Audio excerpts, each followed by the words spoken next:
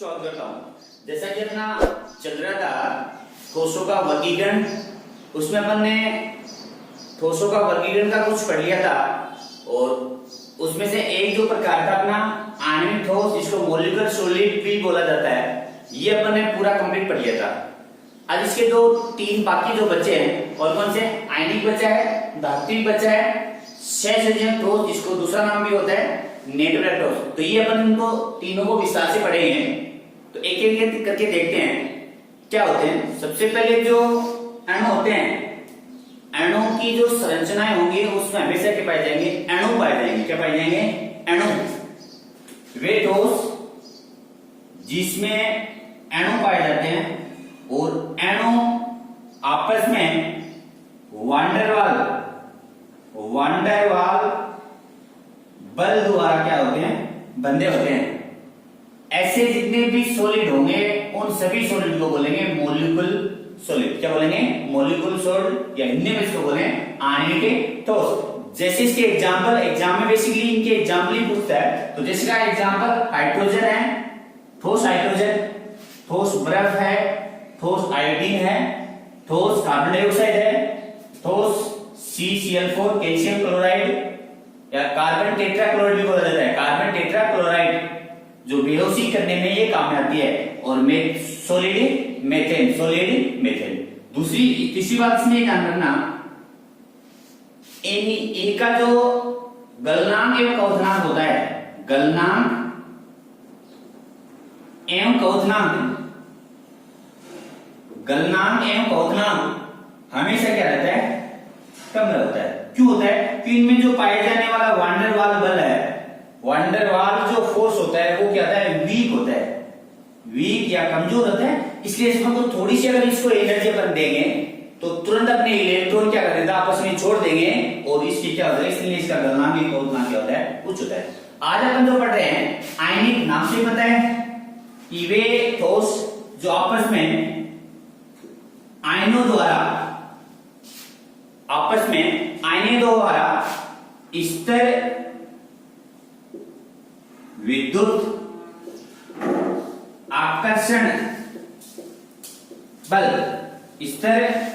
आकर्षण बल द्वारा आयन आपस में बंधे होते हैं। दूसरी बात इसमें ध्यान रखना, ये जो आयनिक ठोस होते हैं ये ठोस अवस्था में विद्युत के कुछ अलग होते हैं, जबकि इनको गलित अवस्था या जलीय अवस्था में ये क्या हो जाते हैं, विद्युत के सुचालक हो जाते हैं। तीसरी बात इसके एग्जाम्पल, तो आयनिक ठोस मतलब आयन पाए जाएंगे, या तो इसमें एक का पाया जाएगा धनायन, या पाया जाएगा इसमें ऋणायन, यानी एक पॉजिटिव आयन पाया जाएगा, एक क्या होगा, नेगेटिव आयन पाया जाएगा। दोनों जो स्तर विद्युत आकर्षण बल द्वारा बंधे रहेंगे। जैसे NaCl सोडियम क्लोराइड है, KCl पोटेशियम क्लोराइड है, MgO मैग्नीशियम ऑक्साइड और एक जिंक सल्फाइड। और जिंक सल्फाइड होता है, ये क्या होता है, प्रदीप्ति यानी प्रकाश उत्पन्न करने के लिए कृत्रिम जो प्रकाश उत्पन्न किया जाता है वो किसके द्वारा किया जाता है, जिंक सल्फाइड से। तो इस प्रकार के जो एग्जाम्पल है वो एग्जाम्पल होंगे किसके होंगे, आयनिक ठोस। तीसरा अपना धात्विक ठोस। इसमें हमेशा वे ठोस जो इलेक्ट्रॉनों से बने होते हैं, इलेक्ट्रॉन से आयनिक होते हैं, लेकिन इलेक्ट्रॉन के आधार पे जो वर्गीकरण माना है या जो बताया हुआ है धात्विक ठोस, हमेशा इसमें इलेक्ट्रॉन पाए जाते हैं। दूसरी बात, इनका जो गलनांक एवं क्वथनांक होता है,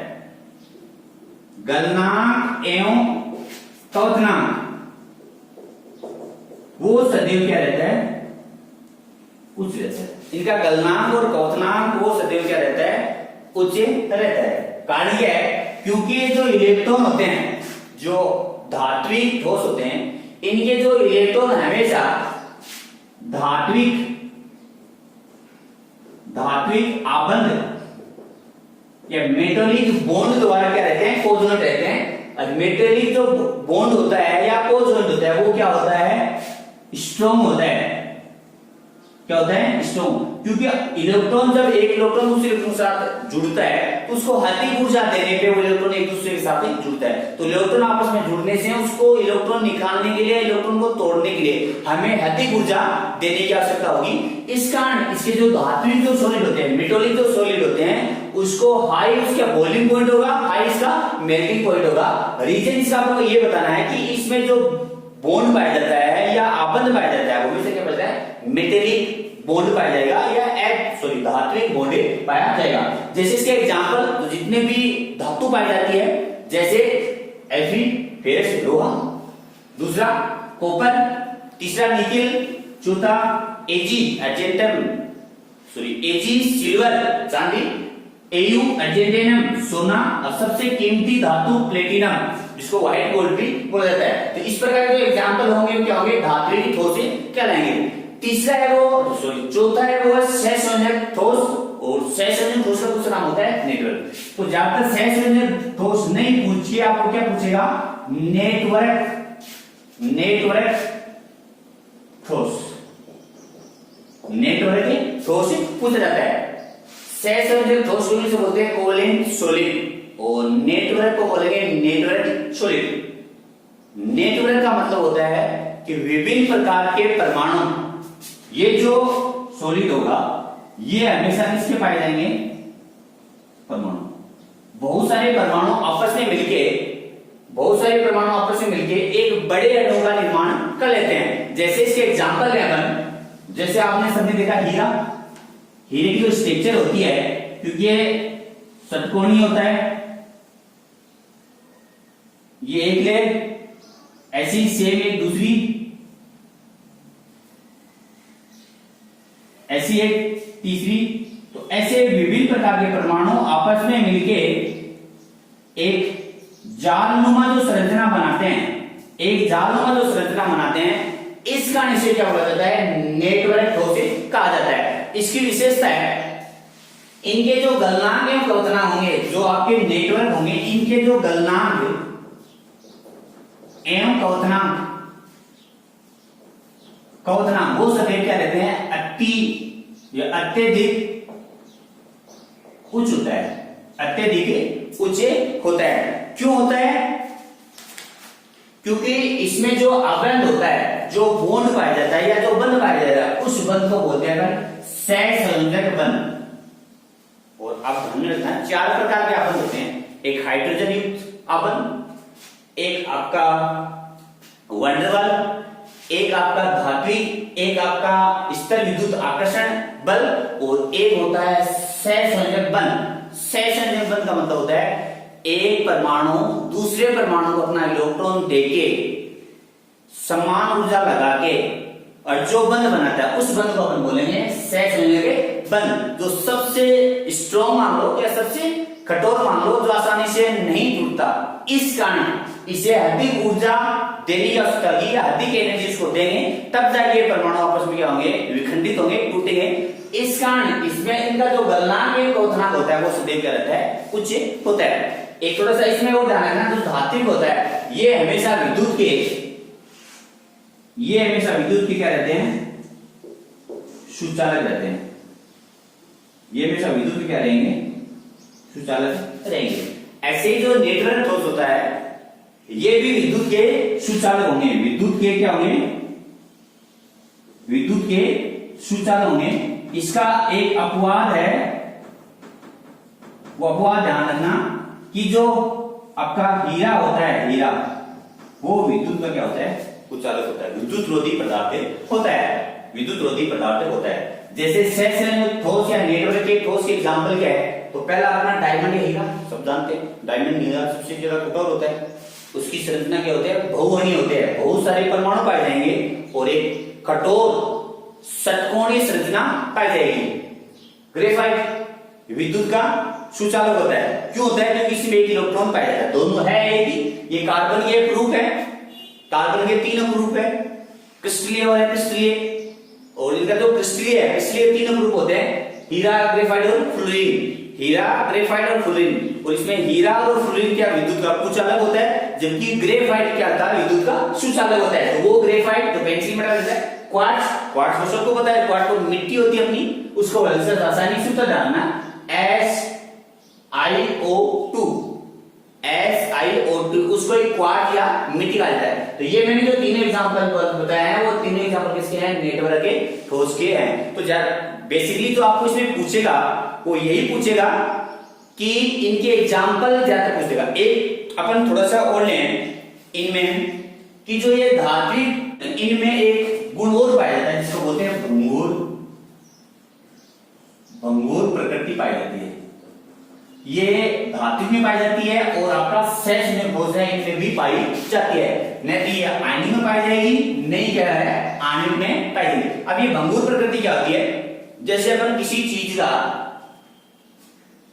अपन कोई इसका कोई बड़ा परमाणु लें या इसका कोई डड़ा लें, उस डले को अपन किसी हथौड़े से उसको तोड़ेंगे तो इसके परमाणु क्या होंगे, आपस में क्या हो जाएंगे, बिखर जाएंगे। तो अपन वो गुण जिसको चोट मारने पे वो चारों तरफ फैल जाता है, छोटे छोटे अणु में या परमाणु में बिखर जाता है, ऐसे गुण को बोलेंगे फिर भंगुर प्रकृति। क्या बोलेंगे, भंगुर प्रकृति। इसमें आपको एसपीटी जानना है, स्पेशल पॉइंट टॉपिक। अब एग्जाम में किस प्रकार क्वेश्चन पूछ सकता है कि ये जो कोई देते नाम, जैसे आयनिक ठोस किन अवयवी कणों से मिलकर बना होता है, अवयवी कण किन से बना होता है। तो ध्यान रखना आपका आणविक होगा, ये हमेशा इनके अवयवी कण क्या होंगे, एनोन। आयनिक ठोस होगा, इनके अवयवी कण होंगे आयनों। धात्विक ठोस होगा, इनके अवयवी कण क्या होंगे, इलेक्ट्रॉन होंगे। और सहसंयोजक ठोस या नेटवर्क ठोस जो होंगे उनके अवयवी कण क्या होंगे, परमाणु। दूसरा एसपीटी ध्यान रखना कि किस ठोस में धात्विक, किस ठोस में आपका तन्यता गुण पाया जाएगा या किस ठोस में आपका आघातवर्धनीय गुण पाया जाएगा, किस ठोस में आपका सोनोरस, जिसको हिंदी बोलते हैं ध्वनित्व है, ध्वनित्व है, सोनोरस मतलब आवाज करना, ये तीनों गुण है वो किन ठोसों में पाया जाता है। तो ध्यान रखना, तो ये आपके धात्विक ठोस है, धात्विक ठोस में तन्यता गुण पाया जाएगा। तन्यता क्या होगी, किसी धात्विक ठोस को अपन खींच के एक लंबे तार जैसी संरचना बना देते हैं, लंबे या लॉन्ग वायर जैसी स्ट्रक्चर बना लेते हैं, ऐसे ट्रैक्टर को अपन क्या बोलते हैं, तन्यता बोला जाता है। क्या बोलते हैं, तन्यता। दूसरा आघातवर्धनीय, आघातवर्धनीय का अर्थ होता है किसी ठोस को अपन चोट मारेंगे तो वो चद्दर जैसी या चाबुक क्या करता है, फैल जाएगा। तो किसी ठोस को चोट मारने से वो चद्दर जैसी संरचना बना लेता है, ऐसी संरचना को क्या बोलते हैं, आघातवर्धनीय बोला जाता है। तो आघातवर्धनीय किन ठोसों में पाया जाता है, तो अपना होगा धात्विक ठोस। क्या होगा, धात्विक ठोस। सोनोरस या ध्वनित्व है कि जब दो ठोसों को अपन आपस में मिलाएंगे या आपस में उसको स्पर्श कराएंगे तो आपस में वो क्या करेंगे, आवाज उत्पन्न करेंगे। क्या करेंगे, आवाज उत्पन्न करेंगे। तो ऐसे गुण को बोला जाता है सोनोरस। क्या बोला जाता है, सोनोरस।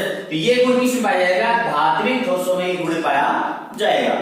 और मुख्यतः अपन क्या करते हैं, ठोसों का वर्गीकरण क्यों पढ़ा जाता है, तो एक ठोसों का वर्गीकरण अपन इसलिए पढ़ते हैं कि एक तो इनका जो द्रव्यमान है, इनका आकार है, इसकी संरचना है, इनका अपन साथ में कंबाइन कर लेते हैं, अध्ययन में कर लेते हैं। एक इसलिए इनको पढ़ा जाता है कि ये जो इनके जो अवयवी कण होते हैं वो किस प्रकार के, किसके साथ कैसा संबंध रखते हैं, कैसा वो बंध बनाते हैं।